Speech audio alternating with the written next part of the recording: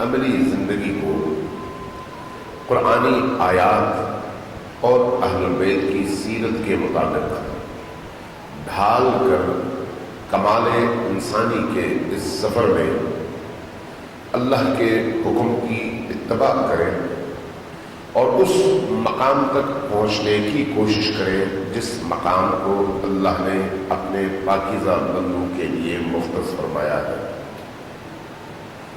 اس مقام تک پہنچنے کے لیے قرآن کافی نہیں ہے، اس مقام تک پہنچنے کے لیے صرف اہل البیت کا نام لینا کافی نہیں ہے۔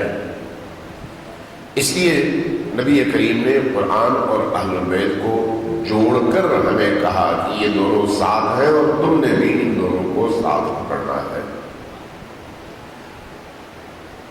اگر آپ عالم اسلام کے فکری اور نظریاتی اختلافات اور مشترکات دونوں کا جائزہ لیں تو آپ محسوس کریں گے کہ جہاں پر تمام مکاتب فکر توحید میں مشترک ہے، قرآن کریم کے نزول میں مشترک ہے، قرآن کریم کے من جانب اللہ ہونے میں مشترکہ عقیدہ رکھتے ہیں، قرآن کریم کی تحریف سے مصونیت اور محفوظ ہونے پر مشترکہ عقیدہ رکھتے ہیں، قرآن کریم کو واجب الاتباع سمجھنے میں مشترکہ عقیدہ رکھتے ہیں، نبی کریم کی رسالت و نبوت اور خاتمیت پر مشترکہ عقیدہ رکھتے ہیں، قیامت کے قیام اور روز جزا کے حساب و کتاب پر مشترکہ عقیدہ رکھتے ہیں۔ تو اس اعتبار سے شاید 90% سے زیادہ ایسے موضوعات ہوں جہاں پر تمام مسلمانوں کی سوچ ایک طرح سے ہے اور ایک طرح سے دیکھتے ہیں اللہ کی طرف، قرآن کی طرف اور قرآن کی تفاسیر کی طرف۔ کچھ مسائل ایسے ہیں جن کی وجہ سے اختلافات جنم لیتے ہیں اور ان مسائل میں کچھ بنیادی مسائل ہیں اور کچھ فروعی اور پھر اس کے بعد کچھ بہت ہی فروعی مسائل ہیں۔ جو بہت ہی فروعی مسائل ہیں وہاں پر کوئی بڑی بات نہیں ہے، چاہے آپ کسی بھی دروازے سے جائیں، کسی بھی حکم پر عمل کریں جس کو آپ کسی دلیل کی بنیاد پر درست سمجھتے ہو، شاید اللہ کے ہاں اس حوالے سے آپ کی پکڑ زیادہ نہ ہو۔ لیکن کچھ مسائل ایسے ہیں جو بڑے بنیادی ہیں، ان میں سے ایک مسئلہ امامت اور خلافت کا مسئلہ ہے۔ یہ جو بنیادی مسئلہ ہے امامت اور خلافت کا، اگر اس کو آپ ایک طرف رکھ لیں تو باقی مسائل میں پھر مشکل حل ہو جاتی ہے۔ اس لیے ہم یہ کہتے ہیں کہ ان مسائل میں گفتگو کا دروازہ کھلا رہنا چاہیے، مذاکرہ ہونا چاہیے، ڈیبیٹ ہونی چاہیے، تبادلہ فکر اور تبادلہ خیال کے مواقع ملنے چاہیے، ہر مکتبہ فکر کو اپنا مدعا اور اپنا عقیدہ پیش کرنے کے لیے ماحول سازگار بنائیں اور عوام پر چھوڑ دیں کہ عوام کس کی دلیل کو زیادہ مضبوطی سے تھامتی ہے۔ جس کی دلیل میں جان ہوگی لوگ اس کو پکڑیں گے، جس کی دلیل میں جان نہیں ہوگی خود بخود وہ میدان سے نکل جائے گا۔ اگر غیر متعصبانہ انداز میں دین کی تعلیمات کو آپ دیکھیں تو دین بھی آپ سے یہی چاہتا ہے، دین اور قرآن خصوصاً حتیٰ اللہ کی بارگاہ میں سجدہ کرنے کے حوالے سے بھی بصیرت مانگتا ہے۔ کہتا ہے اللہ کے سامنے سجدہ تب تمہارا قبول ہے جب تم علی وجہ البصیرہ اللہ کی بارگاہ میں سجدہ کرو۔ اس لیے جو اللہ کے مقرب پاکیزہ بندے ہیں وہ لوگوں کے دیکھا دیکھی اللہ کی بارگاہ میں سجدہ نہیں کرتے بلکہ سوچتے ہیں، عقل کو بروئے کار لاتے ہیں، دلیل قائم کرتے ہیں اور جب اس نتیجے پر پہنچتے ہیں کہ اللہ واجب الاطاعہ ہے، ہمارا خالق ہے اور بندگی کا تقاضا یہ ہے کہ میں اس کی بارگاہ میں اپنی پیشانی زمین پر رکھوں، تو تب وہ سجدہ کرتے ہیں اور یہ سجدہ اللہ کے نزدیک بہت قیمتی سجدہ ہے، لیکن جس سجدے میں یہ شعور نہ ہو، یہ ادراک نہ ہو، وہ سجدہ اللہ کی بارگاہ میں قیمت نہیں رکھتا۔ اس لیے عبادات کے لیے بھی بصیرت کی ضرورت ہے، اور میدان عمل میں کسی دینی خدمت کے لیے بھی بصیرت کی ضرورت ہے۔ بصیرت شرط اول ہے۔ بصیرت اور بصارت میں فرق ہے۔ بصارت آپ کی آنکھ کی روشنی ہے، بصیرت آپ کے دل کی روشنی ہے۔ آنکھیں اگر نابینا ہو اور انسان کی عقل جوال ہو، فعال ہو، کام کر رہی ہو، تو وہ گمراہی کے رستے پر نہیں چلتا۔ لیکن اگر آنکھیں دیکھ رہی ہوں اور عقل پر پردے پڑے ہوئے ہوں تو انسان دیکھتے ہوئے بھی جا کر گڑھے میں گرتا ہے۔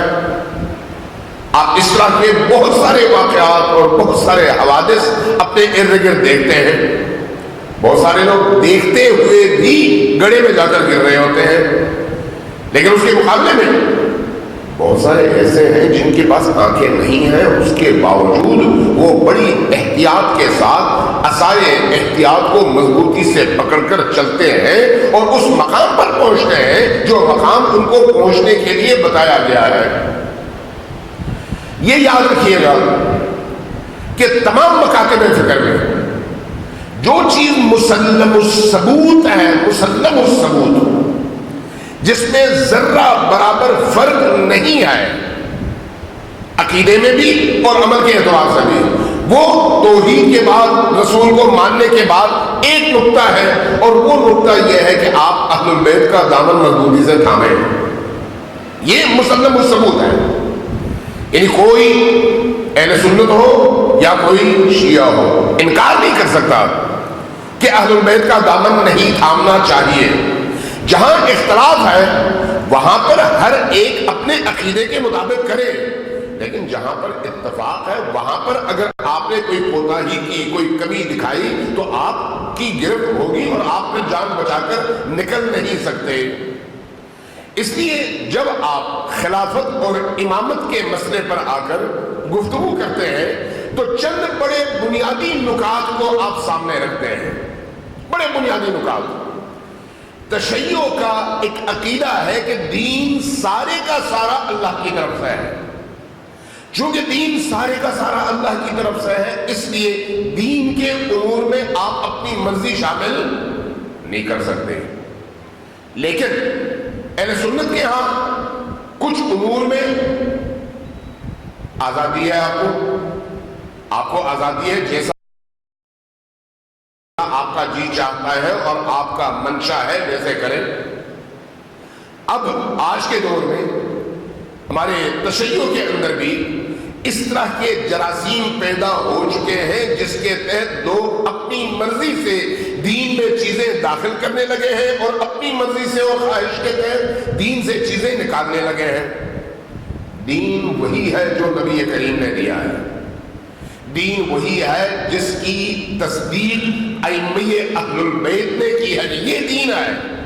اس میں نہ کسی چیز کے شامل کرنے کا آپ کو اختیار ہے اور نہ کسی چیز کو نکالنے کا آپ کو اختیار ہے۔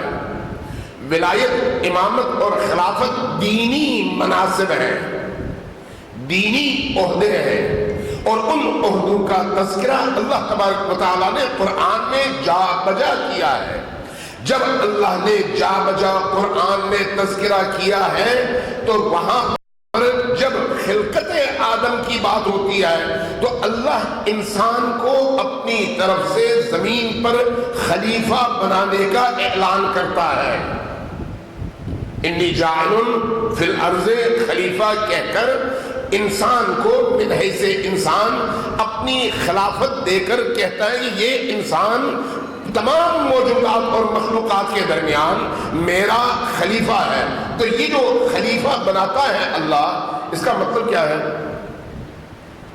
اس کا مطلب یہ ہے کہ بنی نوع آدم کے درمیان بھی اور باقی تمام مخلوقات کے درمیان بھی یہ جو نوع انسان ہے، یہ نوع انسان اللہ کی مسند پر اس کے جانشین کی حیثیت سے بیٹھے گا۔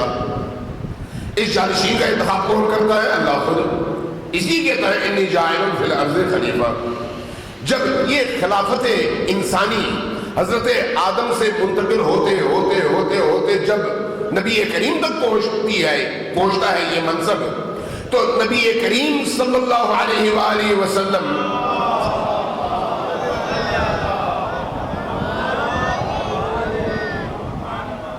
نبی کریم جب اسی خلافت اور اس منصب کے حوالے سے جب دنیا سے جانے لگتے ہیں تو یہاں پر اب دو نظریات آپ کے سامنے ہیں۔ ایک نظریہ ہے کہ اللہ کے رسول نے اس خلافت کا اعلان کیا ہے، اور دوسرا نظریہ ہے نہیں کیا۔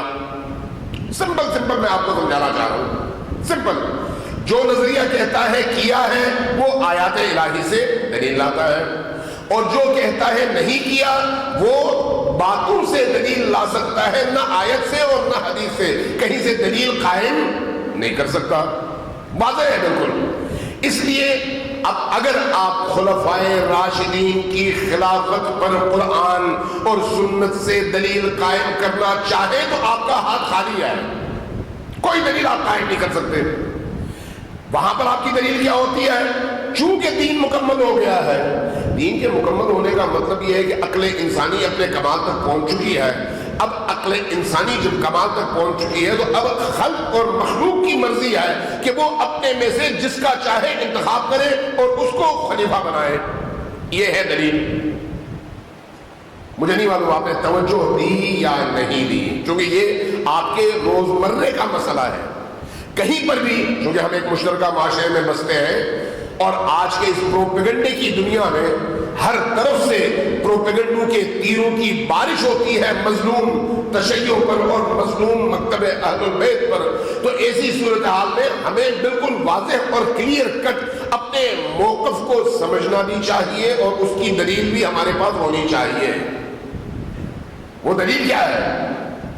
آپ کہتے ہیں کہ انسان چونکہ عقلی طور پر اس مقام تک پہنچ چکا ہے اس لیے اب اس پر چھوڑ دیا گیا ہے۔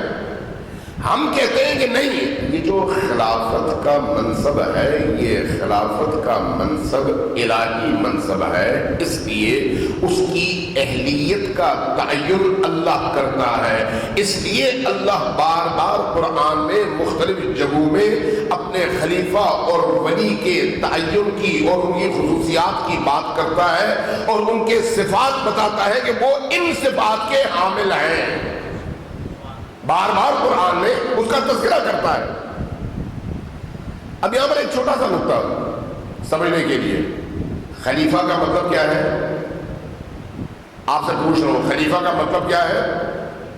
جو واضح مطلب ہے سب کو سمجھ آنے والا، وہ ہے جانشین۔ ایسا ہی ہے، جانشین۔ یعنی اگر اللہ کہتا ہے انی جاعل فی الارض خلیفہ، یعنی میں اپنا جانشین دنیا میں بنا کے جا رہا ہوں۔ اسی جانشینی اور خلافت کے اسی لفظی معنی کو آپ سامنے رکھیں، جس کو تمام لوگ شب و روز استعمال کرتے ہیں۔ سوال یہ ہے کہ گھر کا سربراہ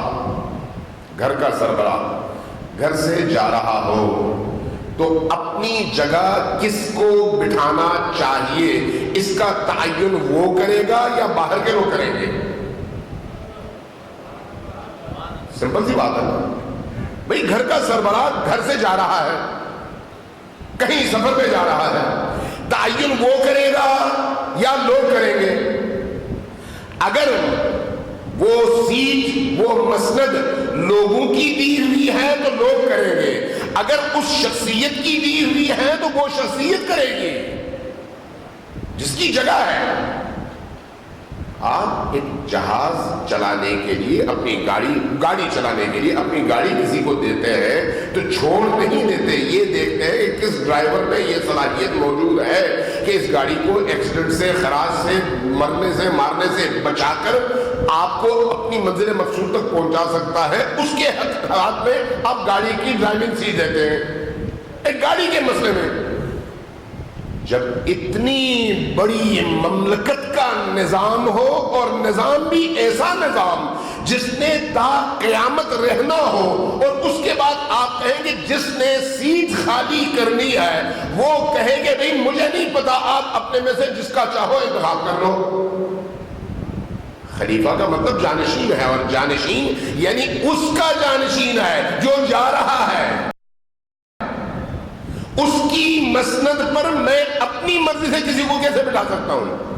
جب تک وہ نہ کہے کہ بھئی فلان میں اہلیت ہے اس کو بٹھاؤ۔ اس لیے پہلا نقطہ تو یہ ذہن میں رکھیں۔ دوسری بات، مکتب تشیع کے حوالے سے یہ بات ذہن نشین کر لیں کہ مکتب تشیع یعنی دوسرے لفظوں میں مکتب اہل البیت چند اصولوں پر کھڑا ہے۔ یہ جو مشترکات ہیں یہ ساری مشترکات اپنی جگہ مسلم ہیں، ان مشترکات کے علاوہ کچھ اس مکتب کی امتیازی خصوصیات ہیں۔ ان امتیازی خصوصیات میں ایک اللہ کے رسول کے جانشین کا انتخاب ہے۔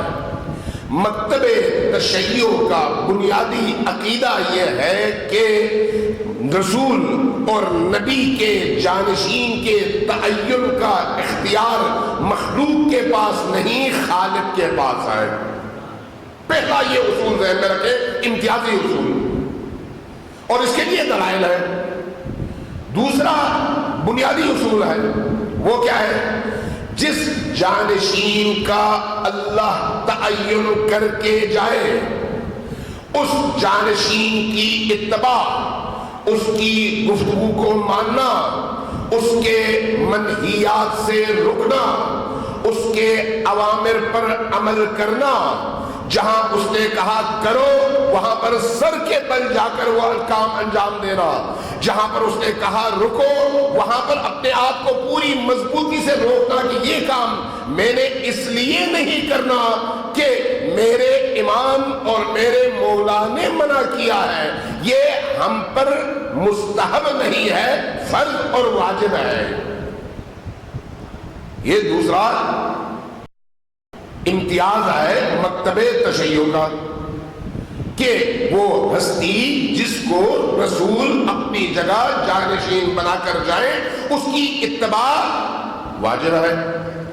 اب آپ رسول کریم کی اپنی سیرت دیکھیں، آپ رسول کریم کی سیرت میں جتنے بھی سفر تھے ان سفروں میں دیکھیں، جتنی جنگیں تھیں ان جنگوں میں دیکھیں، تفصیلات میں آج نہیں جاتا، لیکن اگر آپ تھوڑا سا پڑھیں تو آپ کو محسوس ہوگا کہ چاہے سفر ہو، چاہے کوئی مہم جوئی ہو، چاہے کوئی ذریعہ ہو، چاہے کوئی جنگ ہو، جہاں جہاں اس طرح کے مواقع ہیں اگر رسول خود نہ جا سکے یا رسول جائیں تو پھر اپنی جگہ کسی نہ کسی کا تعین کر کے جاتے ہیں، کہیں پر بھی چپ چاپ آنکھیں بند کر کے چھوڑ کر نہیں گئے۔ جنگ تبوک ایک واقعہ ہے، مجھے نہیں معلوم، میں نے آپ سے عرض کیا یعنی اسلام اور کفر کی جنگوں میں 27 بڑی جنگیں ہیں، غزوات جن کو کہتے ہیں، جن میں رسول کریم بنفس نفیس شریک ہوئے۔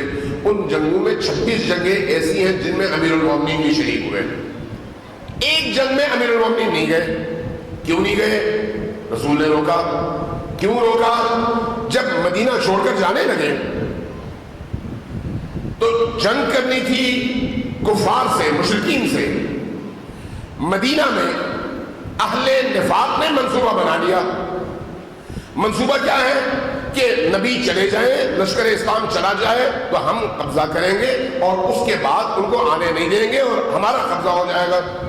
ایک دوسرے لفظوں میں جو آج کے دور میں جمہوری حکومتوں کے خلاف وہ قوتیں کرتی ہیں جن کے ہاتھ میں ہتھیار ہوتا ہے، یعنی منصوبہ یہ تھا۔ رسول پاک نے جب یہ منظر، یہ کیفیت محسوس کی اور دیکھا تو علی سے کہا کہ اے علی آپ مدینہ میں رہیے، مدینہ کی حفاظت آپ کے ذمے، جنگ کی ذمہ داری میرے ذمے، لہذا خود نکل گئے جنگ کے لیے اور علی کو مدینہ میں چھوڑ گئے۔ علی اکیلے تمام منافقین کے لیے کافی ہے۔ آپ دیکھیں نا، امنن دیکھیں نا، امنن علی اکیلے ہیں لیکن اہل نفاق کی اتنی بڑی جماعت کے لیے علی اکیلے کافی ہیں۔ جیسے ہی نبی نکل گئے شہر کے اندر فوراً واٹس ایپ میسیجز شروع ہو گئے جو آج کل آپ کرتے ہیں اور آپ محسوس کرتے ہیں، روز و شب میں گرفتار ہو گئے۔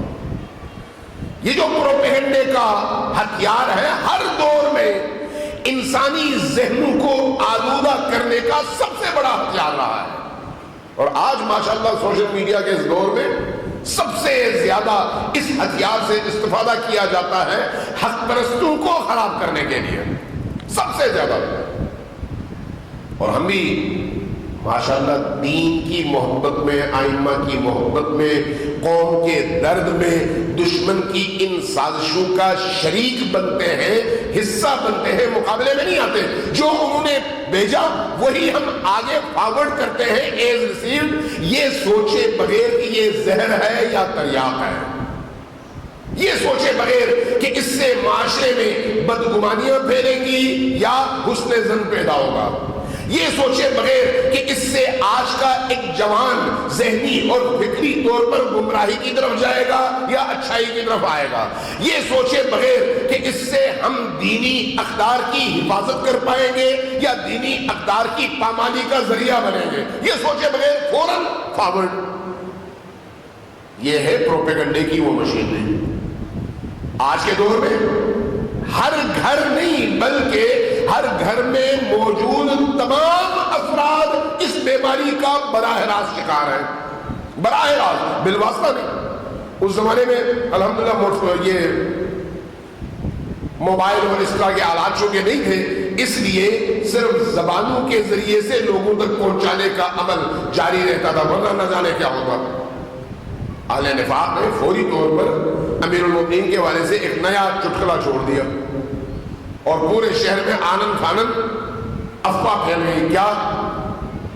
نبی کریم امیر المومنین سے ناراض ہیں، چونکہ ناراض ہیں اس لیے علی کو شہر میں چھوڑ کر چلے گئے، خود چلے گئے، علی کو لے کر نہیں گئے۔ دشمن ہمیشہ ہر نقطے سے آپ کے خلاف بھرپور استفادہ کرتا تھا اور آج بھی کرتا ہے۔ عقلیں اپنی بیدار رکھیں، آنکھیں اپنی بیدار رکھیں، کان اپنے بیدار رکھیں۔ آپ کو دین سے دور کرنے کے لیے یہ نہیں کہتا کہ آپ بے دین بنے، بلکہ غیر محسوس طور پر دیمک کی طرح سے آپ کے اندر بے دینی کے جراثیم داخل کر کے آپ کو اندر سے کھوکھلا کر دیتا ہے، اور اس کے بعد آپ بظاہر دین کا لباس پہن کر اندر سے بے دین ہوتے ہیں۔ ہم سب کا یہ حال ہے، کسی فرد واحد کی بات نہیں کر رہا۔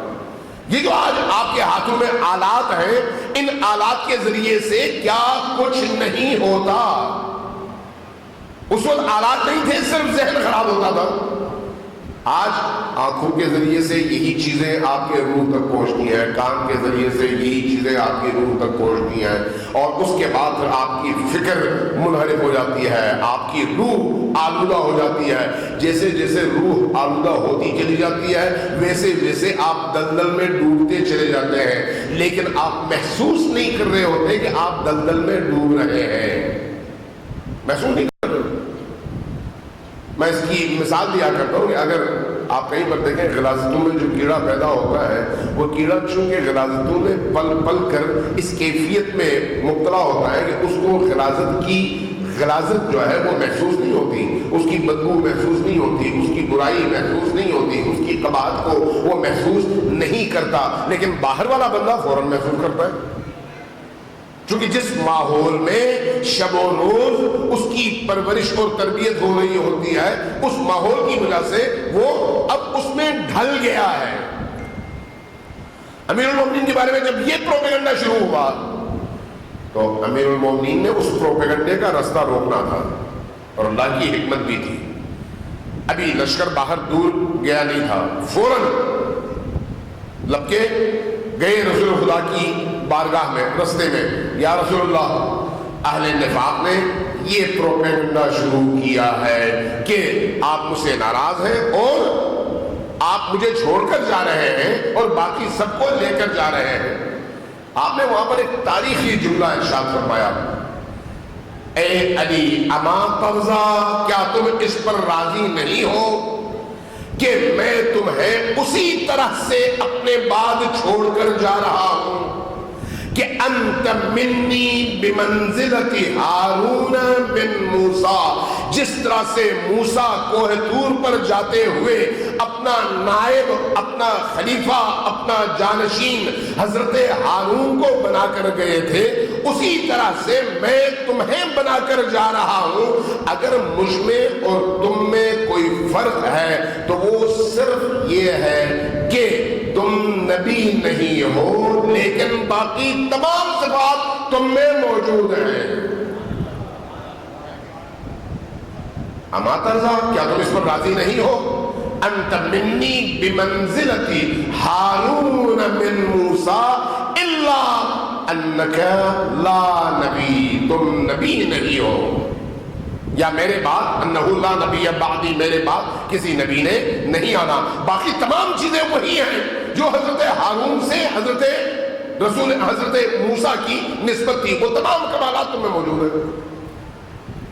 یہ جو باہر جانے کا عمل ہے اور اپنا جانشین بنانے کا عمل ہے، خلیفہ بنانے کا عمل ہے، یہ تمام انبیاء کی روٹین نہیں ہے، تمام انبیاء کی۔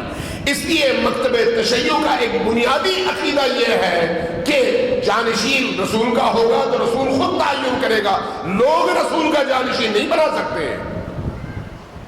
یہ انتخاب نہیں ہے بلکہ یہ لوگوں کا انتخاب نہیں ہے بلکہ اللہ کا حکم ہے۔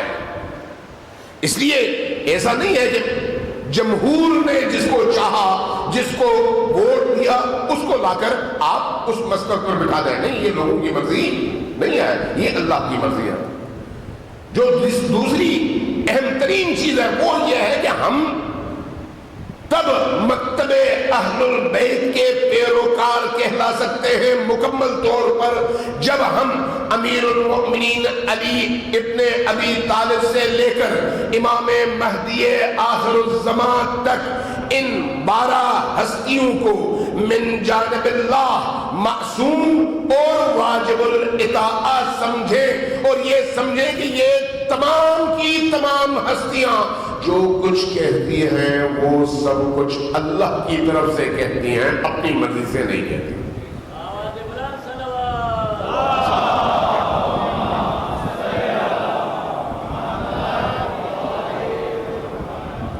جو کچھ بھی انہوں نے کہا وہ اللہ کی طرف سے کہا، ہماری طرف سے، اپنی طرف سے کوئی چیز ملا کر نہیں کہا۔ لہذا ان کا جو بھی حکم ہوگا اس کے پیچھے اللہ کی کوئی نہ کوئی آیت کار فرما ہوگی۔ میں ایک سمپل مثال دیتا ہوں آپ کو، صلوات بھیجیے بر محمد وآل محمد۔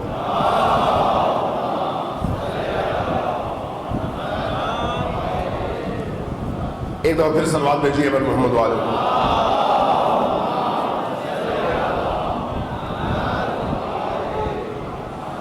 تیسری دفعہ ذرا زیادہ اونچی آواز سے صلوات بھیجیے۔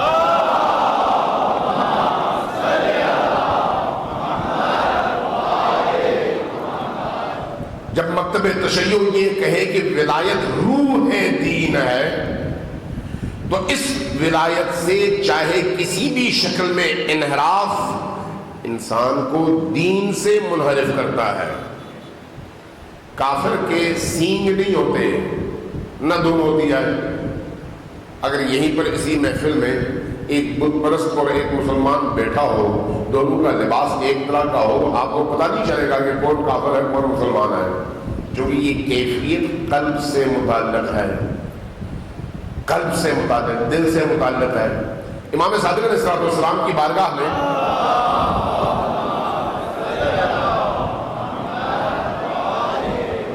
آپ کا ایک محب جو دربار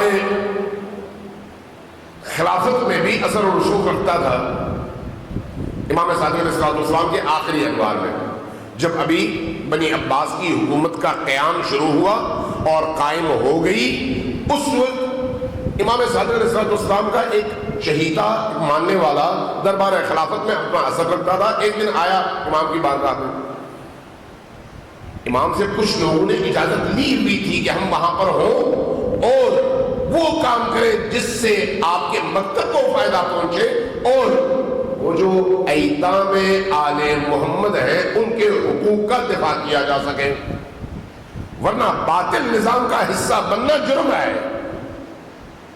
توجہ ہے آپ کی؟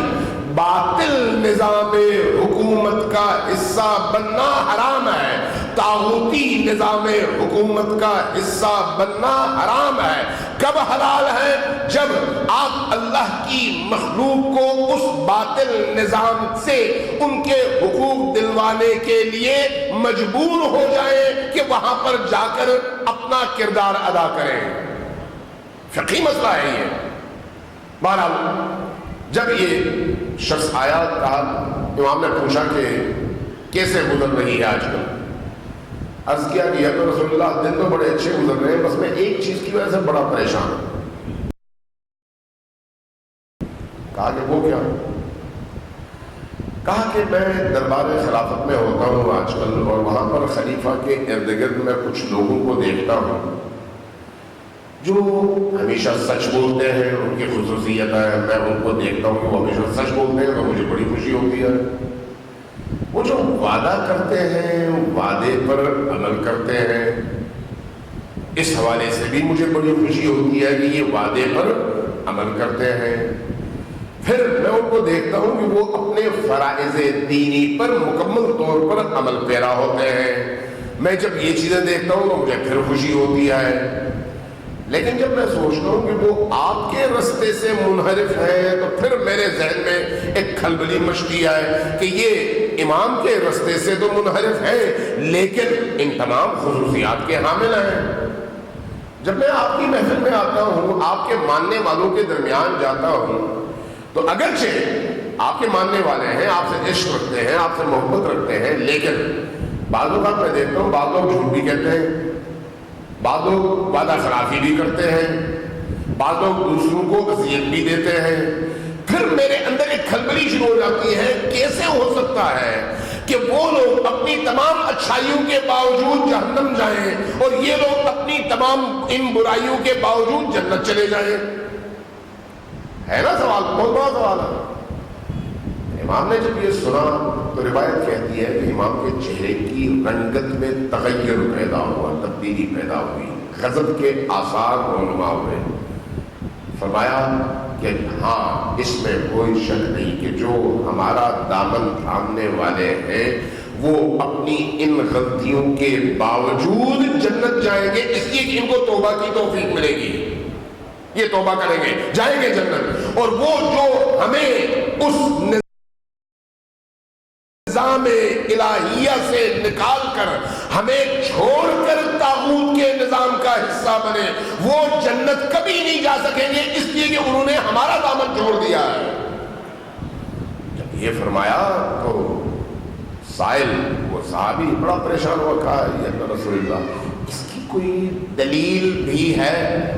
کوئی ایسی دلیل؟ آپ کا حکم سراکوں پر، آپ نے فرمایا، لیکن کوئی قرآنی دلیل؟ میں اس لیے آپ سے عرض کرتا ہوں کہ جب ائمہ کچھ فرمائیں تو ائمہ جو بھی آپ سے کہیں گے اس کی پشت پر کوئی نہ کوئی ایسا استدلال ہوگا، منطق ہوگی، دلیل ہوگی جس کا تعلق وہی سے ہوگا، بغیر وہی کے نہیں۔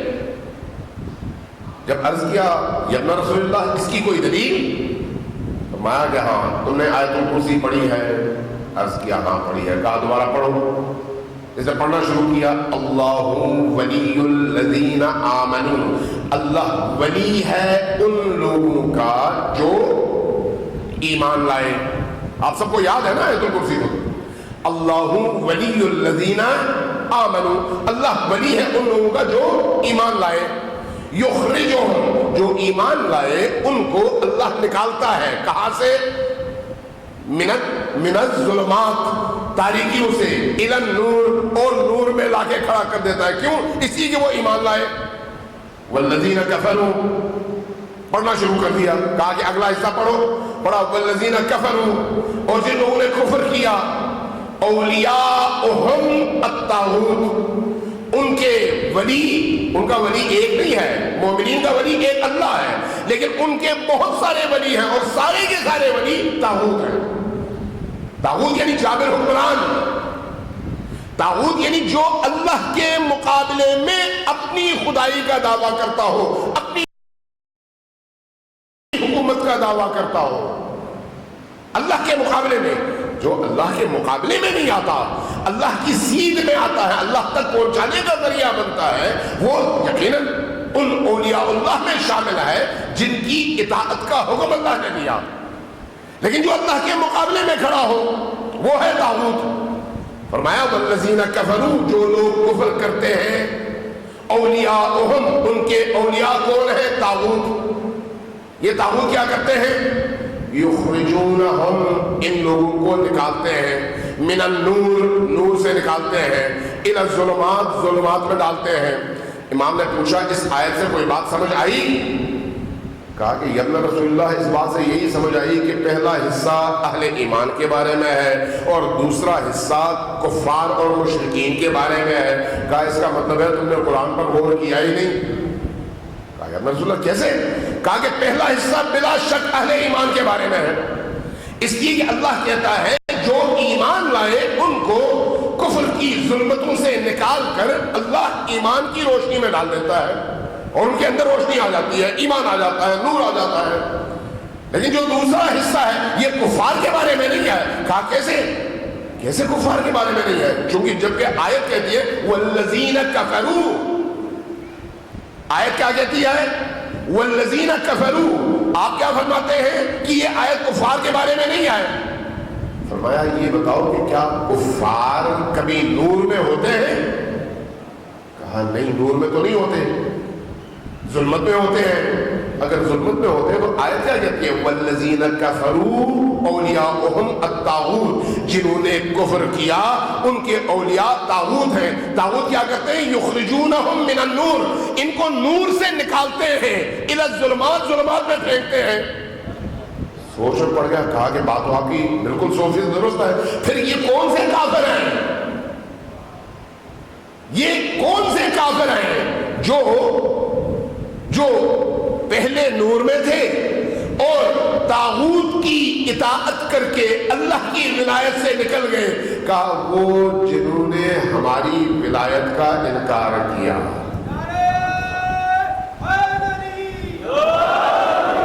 جو ہماری ولایت کا انکار کریں گے، جو ہماری ولایت کا انکار کریں گے وہ اللہ کی ولایت سے نکل جائیں گے۔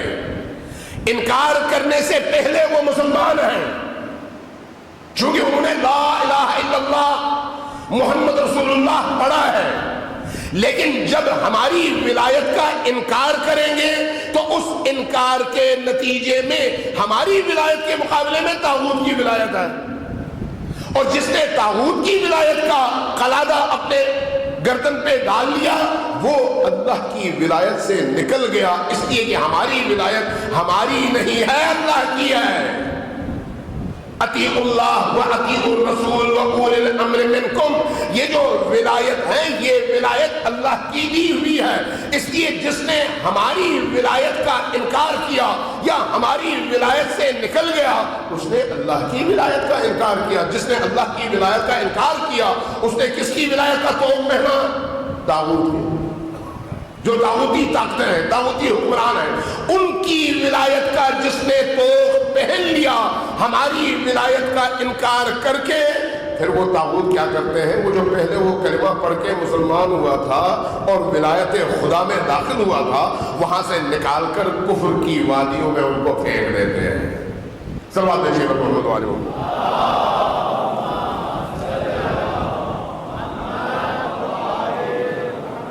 اس لیے ذہن میں رکھیے گا کہ ہم ولایت اہل البیت کو اللہ کی ولایت کا تسلسل سمجھتے ہیں، اور اللہ کی ولایت کا وہ تسلسل جو اللہ کی طرف سے عطا شدہ ہے، اللہ کی طرف سے عطا شدہ، اور یہ کوئی ایک شخصیت نہیں ہے، 12 کی 12 شخصیات ہیں۔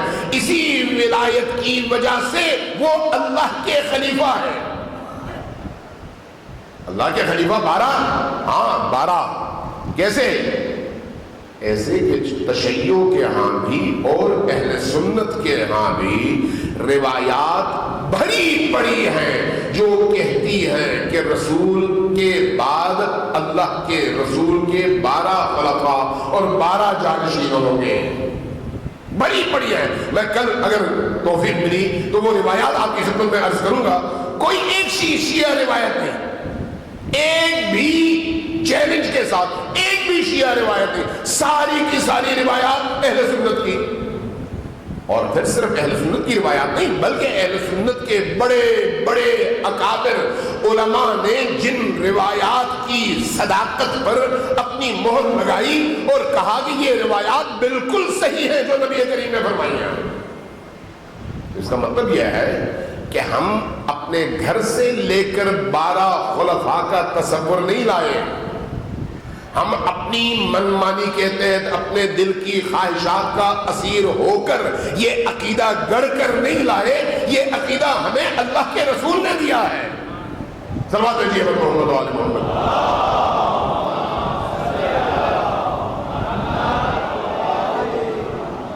اس لیے جب ولایت کا لفظ استعمال ہوتا ہے تو پھر احتیاط کی ضرورت ہے کہ جہاں اللہ نے اپنے آپ کو ولی کہا، جہاں رسول اللہ نے اپنے آپ کو ولی کہا، جہاں اللہ نے خود کو اور اپنے رسول کو ولی کہا، وہاں پر اس کا معنی دیکھ لیں. کہیں ایسا نہ ہو کہ جو معنی یہاں پر آپ لیتے ہیں وہ معنی علی کے معاملے میں آ کے انحراف کا شکار ہو جائے. جب آپ نبی کریم کا فرمان سنتے ہیں من کنت مولا ہوں فہذا علی مولا ہوں، جس کا میں مولا ہوں یہ علی اس کا مولا ہے، تو اس روایت میں آپ جب کہتے ہیں اس کا مطلب دوست ہے، تو کیا اس انما ولیکم اللہ میں آپ کہتے ہیں کہ بے شک اللہ دوست ہے؟ تو یہاں ولی کا اور معنی اور یہاں ادھر ولی کا اور معنی کیسے ہو گیا؟ جو معنی قرآن کریم میں اللہ تبارک و تعالیٰ نے اپنی ولایت کا دیا ہے، رسول کی ولایت کا دیا ہے، اور اولی الامر کی ولایت کا جو معنی دیا ہے وہی معنی غدیر میں امیر المؤمنین کی ولایت کا معنی ہے. دونوں میں کوئی فرق نہیں ہے. یا اس پر بھی اس معنی کو جا کے فٹ کرے اور کہے کہ وہاں پر بھی یہ معنی ہے، یا پھر علی کے معنی علی کی باری میں بھی آ کر اسی ولایت کو مانے جس ولایت کا آپ اقرار اللہ کے حوالے سے کرتے ہیں. صلوات بھیجیے محمد و آل محمد.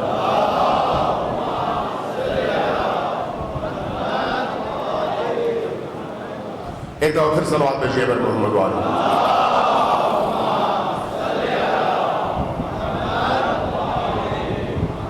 عزیزان گرامی، آج ہم ایک انتہائی نازک دور سے گزر رہے ہیں. یہ جو لفظ ہے ولایت کا، مفہوم ہے ولایت کا، جہاں اہل تشیع اور اہل سنت کے درمیان ایک موضوع ہے، موضوع بحث ہے، وہیں پر اب اسی لفظ کے تحت مجھے اور آپ کو بھی گمراہ کرنے کی کوششیں ہمارے اندر سے شروع ہو چکی ہیں. لہٰذا ایسے ایسے معنی گھڑے جاتے ہیں اور پھر اس کے بعد پھر شب کو شیعہ سے لڑانے کے لیے ایسی ایسی کوششیں کی جاتی ہیں جس کے نتیجے میں وہ معاشرہ جو علی کو اپنا امام مانتا ہے ایک دوسرے کے سامنے کھڑا ہو جائے، ایک دوسرے کے مقابلے میں کھڑا ہو جائے، ایک دوسرے کو الزام دے، دوسرا پہلے کو الزام دے. یہ اس کو کہے کہ یہ شیعیت سے خارج ہے، وہ اس کو کہے کہ یہ شیعیت سے خارج ہے. اگر حقیقتاً دیکھیں تو یہ دشمن کی وہ کوشش ہے جس کے تحت تشیع کی اس روح کو مزمحل کر کے تشیع کو کمزور کرنا ہے. تشیع کو کیوں کمزور کرنا ہے؟ واضح ہے کہ تشیع کے کمزور کرنے کے اہداف کیا ہیں. ان اہداف پر اگر اللہ نے توفیق دی تو بات ہوگی، لیکن یہ ذہن میں رکھیے گا جہاں جہاں ان عناوین کے تحت اللہ کے رسول کو ماننے والے اور علی کی ولایت و امامت کے قائل، ان کی عصمت کے قائل اثنا عشری تشیع کو تقسیم کیا جاتا ہے، تقسیم کرنے والا منبر پر بیٹھا ہو یا محراب میں کھڑا ہو یا کسی ذاکر کی حیثیت میں کھڑا ہو، وہ اللہ کی بات نہیں کر رہا، شیطان کی بات کر رہا ہے.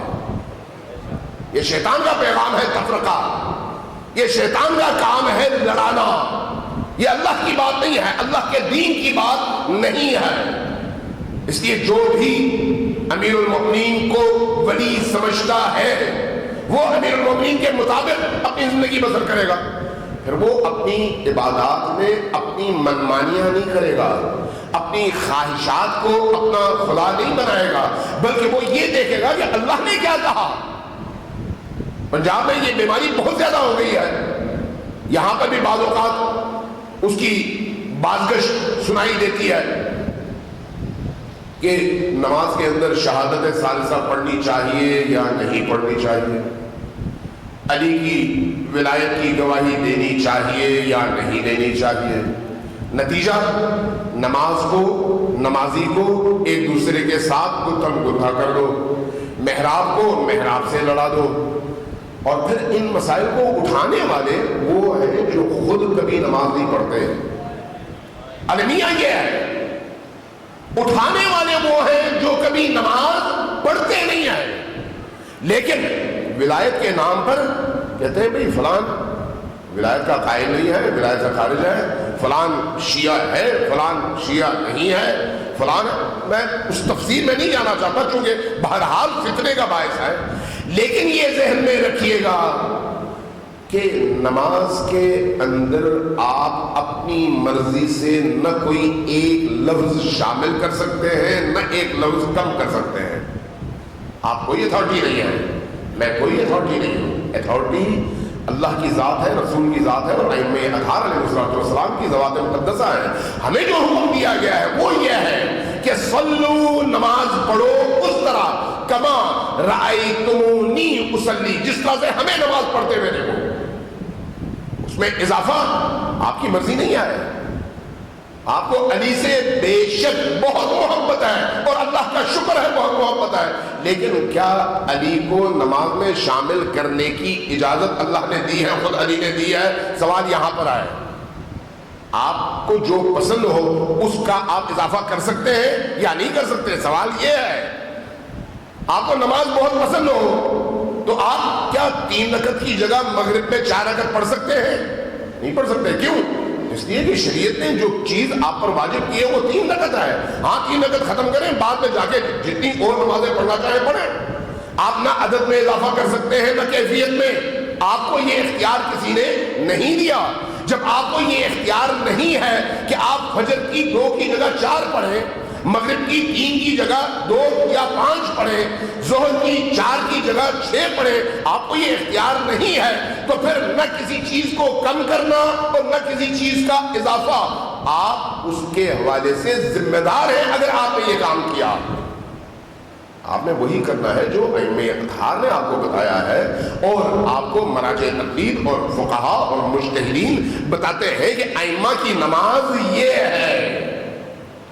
سلوات بھیجیں پر محمد والے محمد۔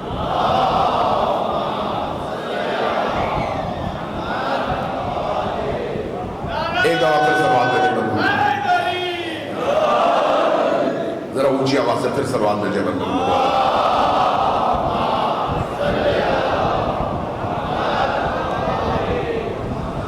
عزیزان گرامی، عاشور قریب ہے اور ہم لمحہ بلمحہ شب عاشور کی طرف قریب تر ہوتے چلے جا رہے ہیں، صبح عاشور کے قریب تر ہوتے چلے جا رہے ہیں۔ جیسے جیسے یہ وقت گزرتا چلا جا رہا ہے، غم اور اندوہ کی کیفیت میں اضافہ ہوتا چلا جا رہا ہے۔ ان راتوں میں خصوصاً آج کی رات عموماً ہمارے معاشرے کے اندر حضرت شہزادہ قاسم کے حوالے سے تذکرہ کیا جاتا ہے۔ شہزادہ قاسم کون ہے؟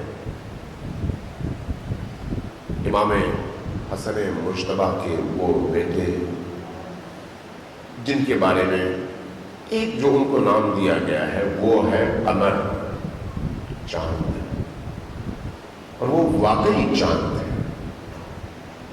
امام حسن کے بیٹے تھے اور عمر کے لحاظ سے چھوٹے تھے، بعض بلکہ اکثر مورخین نے لکھا ہے کہ وہ شرعی طور پر ابھی بالغ نہیں ہوئے تھے، شرعی طور پر ابھی بالغ نہیں ہوئے تھے، لیکن اپنی معرفت کے اعتبار سے، فہم کے اعتبار سے، اپنے مقام کے اعتبار سے اس مقام پر تھے کہ جب آپ ان کا کلام سنتے ہیں تو محسوس کرتے ہیں کہ معاشرے کا ایک انتہائی بڑا دانشور اور پختہ انسان گفتگو کر رہا ہے.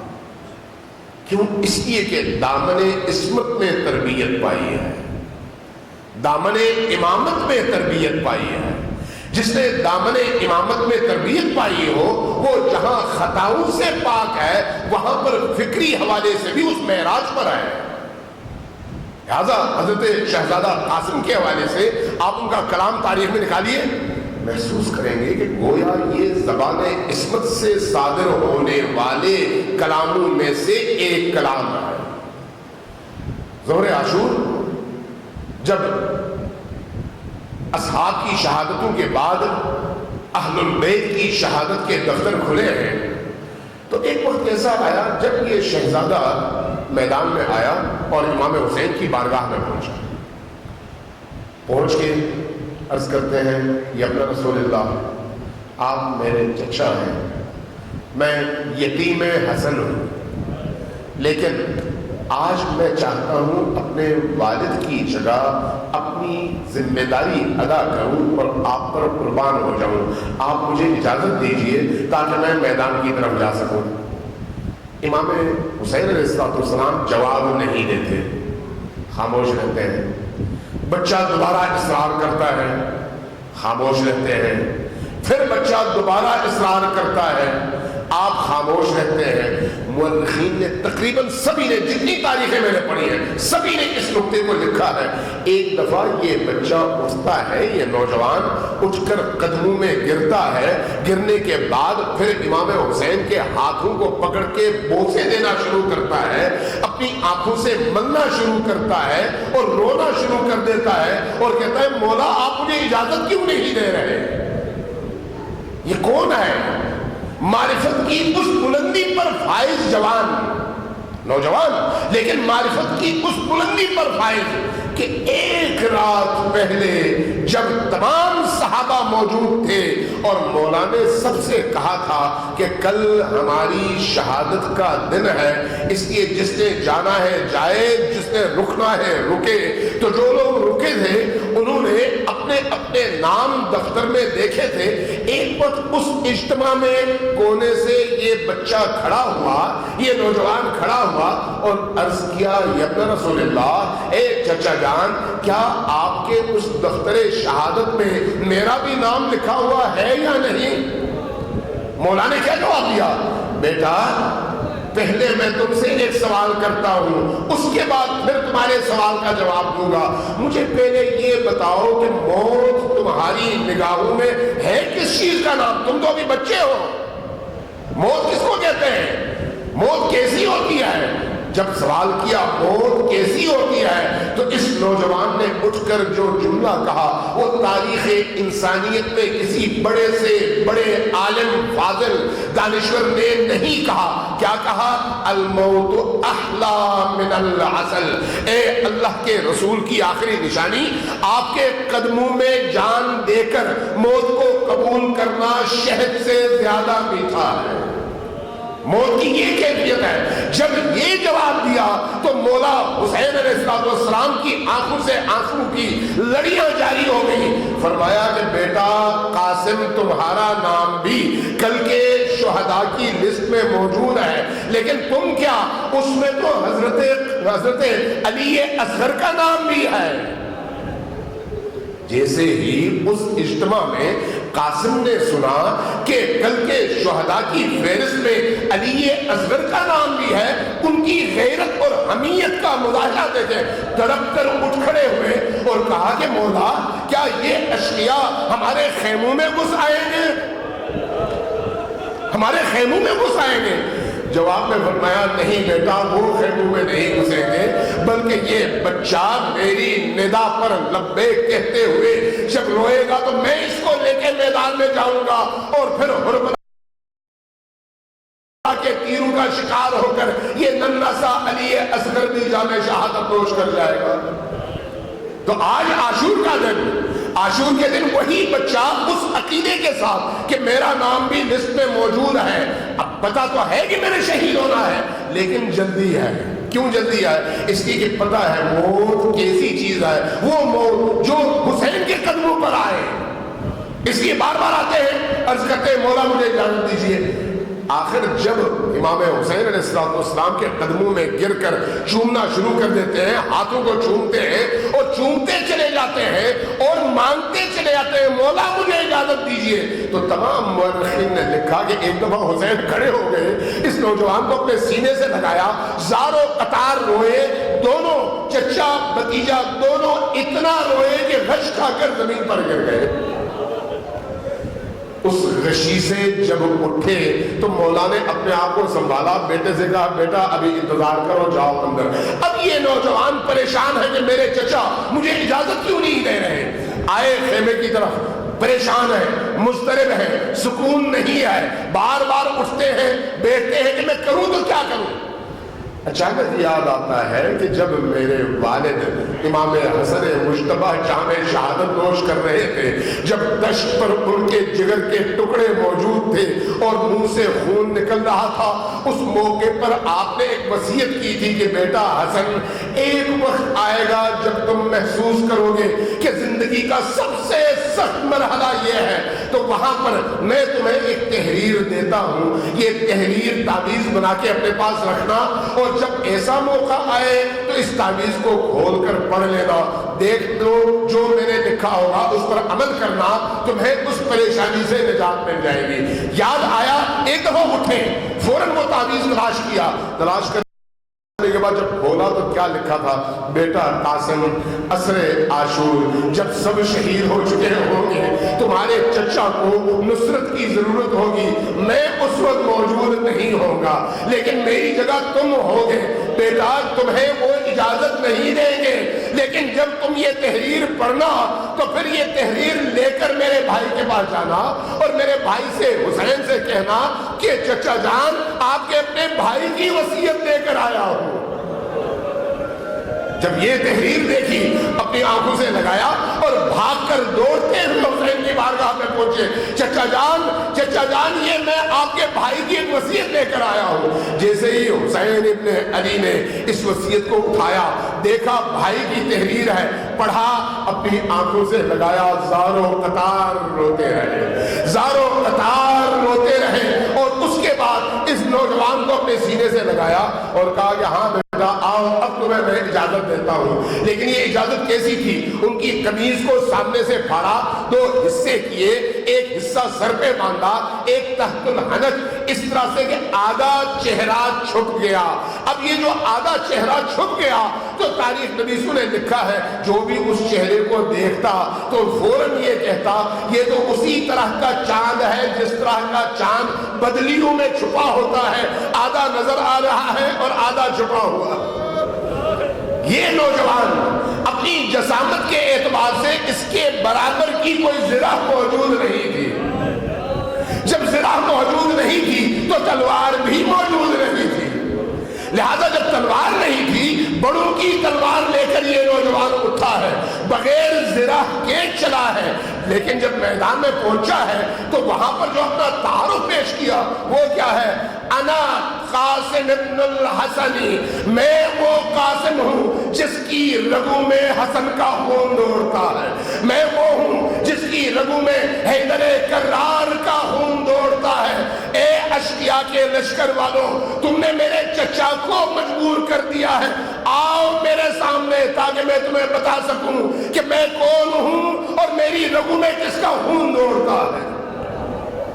لشکر پر حملہ آور ہوئے، بہت سارے لوگوں کو مارا اور آخرکار ایک وقت ایسا آیا کہ لشکر اشقیاء کا ایک سردار حمید بن مسلم کہتا ہے اس نے جب اس بچے کی لڑائی دیکھی اور اس کے ہاتھوں مختلف اشقیاء کو قتل ہوتے ہوئے دیکھا تو اس نے کہا کہ یہ بچہ اگر میرے قریب آ جائے تو میں اس کو نہ چھوڑوں۔ جب یہ کہا حمید کہتا ہے میں نے اس سے کہا کہ یہ بچہ ویسے ہی اس عمر کا ہے کہ یہ سارے جب مل کر اسے لڑ رہے ہیں تو تم جا کر اس کے پاک خون میں اپنے آپ کو شریک نہ کرو، کہا کہ نہیں میں اس کو مانوں گا.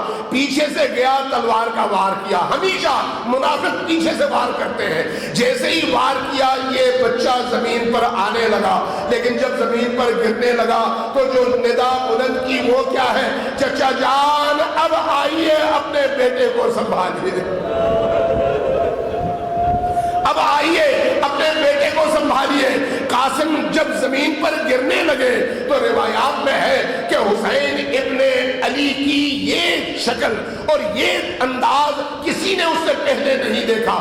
عقاب کی طرح سے جھپٹ کر آئے, لشکر کا سینہ چیرتے ہوئے حضرت قاسم کے سرہانے پہنچے, اٹھایا اپنے سینے سے لگایا اور کہا کہ بیٹا مجھے اپنے آپ پر افسوس ہے کہ میں اپنے بیٹے کو اس عالم میں دیکھ رہا ہوں لیکن اس کی مدد بھی نہیں کر سکتا. جاؤ, جب جا رہے ہو تو میرا سلام میری والدہ سے کہو, میرا سلام علی ابن ابی طالب سے کہو, میرا سلام پہنچاؤ میرے نانا تک, اور کہنا کچھ ہی دیر میں حسین بھی آپ کی بارگاہ میں پہنچنے والے.